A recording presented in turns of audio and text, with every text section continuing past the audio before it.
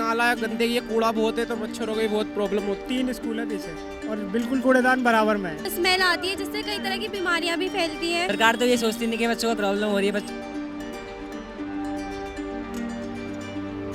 कोई model ready नहीं है। यहाँ भूखे लोग मर रहे हैं, यहाँ परेशानियों में त्रस्त हैं, दिख रहा है।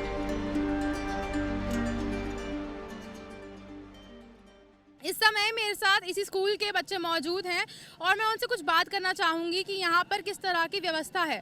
आप मुझे ये बताइए कि यहाँ पर जितना कूड़ा पड़ा हुआ है आपको प्रॉब्लम नहीं होती उस चीज़ से, क्योंकि आप भी तो इस देश का यूथ हैं। जी मैं अगर प्रॉब्लम तो होती है, मैं ये सरकार को डिपेंड करता है कि कितना वो करना चाहिए। सरकार को मैं पैसा ही चाहिए होता है। सरकार तो ये सोचती नहीं कि बच्चों को कितना वो हो रहा है, प्रॉब्लम हो रही है। बच्चा बगल में प्रतिभा स्कूल में आ चुका है, केजरीवाल में वो चाहते ही नहीं है इतनी वो बस। और आप लोगों को जैसे डेंगू वगैरह फैल रहा है, आप लोगों को स्कूल के अंदर कुछ नॉलेज दी है उस चीज़ को, कैसे प्रिकॉशंस लें या क्या करें? जी अभी तो फिलहाल इसकी कोई दी नहीं है, मगर सरकार को पैसे से मतलब होता है। बस बनवा के बैठ गए हैं, डेंगू मच्छर खाते रहते हैं बच्चों को। बच्चे भी ये कह रहे हैं कि यहाँ पर कोई भी प्रिकॉशनरी मेजर का कुछ नहीं दिया गया है और यहाँ पर उनको बहुत प्रॉब्लम फेस करने को मिल रही हैं। सुविधा नहीं है, यहाँ कूड़ा बहुत फैला हुआ है। मैडम बहुत कम ही आते हैं यहाँ पे, इतने आते नहीं मैडम। इतनी गंदगी होती है बहुत ज़्यादा। यहाँ से आप लोग नहीं आ पाते क्योंकि यहाँ गंदगी बहुत होती है। जी मैडम। यहाँ के लोग कह रहे हैं यहाँ पर तो डेली कूड़ा उठता है। उठता हो तो इतना थोड़ा होता, ये बताओ। 3 स्कूल है पीछे और बिल्कुल कूड़ेदान बराबर में है। स्कूल के आरपीवीवी गौतमपुरी प्रतिभा जैसे स्कूल होते हैं और अन्य भी सरकारी स्कूल हैं जो नॉर्मल स्कूल हैं। स्कूल में इतनी बदबू आती है, गंदगी इतनी है, इस पर कोई कार्रवाई नहीं होती। जबकि हर रोज़ ये बात कही जाती है न्यूज़ में आके, या हर एक नेता या हर एक रिप्रेजेंटेटिव ये बात रखते हैं आगे कि हमने करवाया काम। कहाँ हो रहा है ये काम?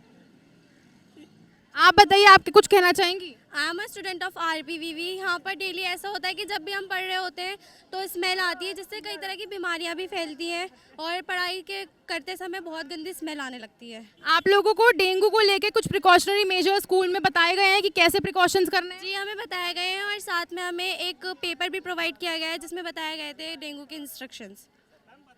बताने का फ़ायदा क्या है? बगल में कूड़ेदान है और डेंगू से बचाव के तुम तरीके बता रहे हो तो फ़ायदा कुछ नहीं है।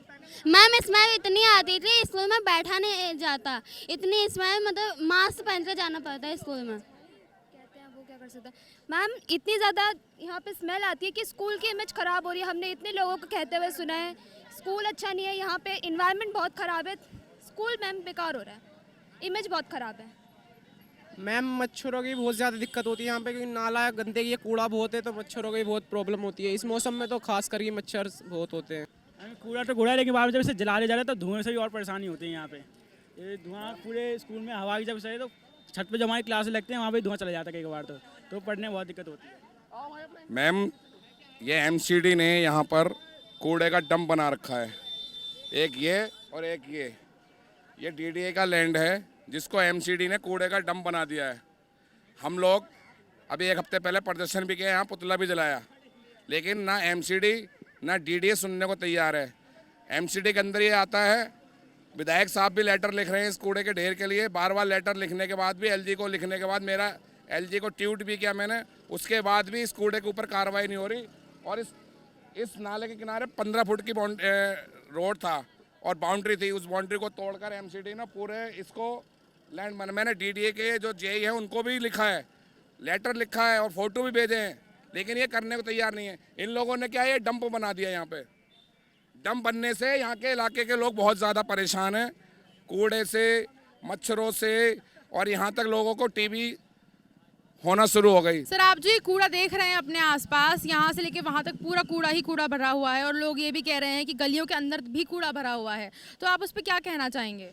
देखो मैम, चाहिए जो शासन प्रशासन है यहाँ उसकी व्यवस्था बनाए, और यहाँ बच्चे हमारे पढ़ते हैं, लोगों का आना जाना है, तो ये प्रदूषण फैल रहा है, इससे बीमारियाँ फैलेगी लोगों के अंदर जो है। और हमारे शासन को, यहाँ जो शासन प्रशासन जो है, एमसीडी या जो भी इसका अधिकारी हैं यहाँ, वो सारी व्यवस्था बनाए। इससे बहुत ज़्यादा परेशानी हो रही लोगों को और ध्यान देना चाहिए शासन प्रशासन। अब जिसके अंदर हो, यहाँ तो 2 पार्टियाँ हैं, तो कुछ अधिकार केजरीवाल के अंदर है और कुछ बीजेपी के अधिकार है, तो उनको अभी इनको देखना है कि मतलब कि कैसे यहाँ का सुचारू रूप से काम हो और ये जो कूड़ा करकट हो रहा है इन्हें साफ़ सफाई हो।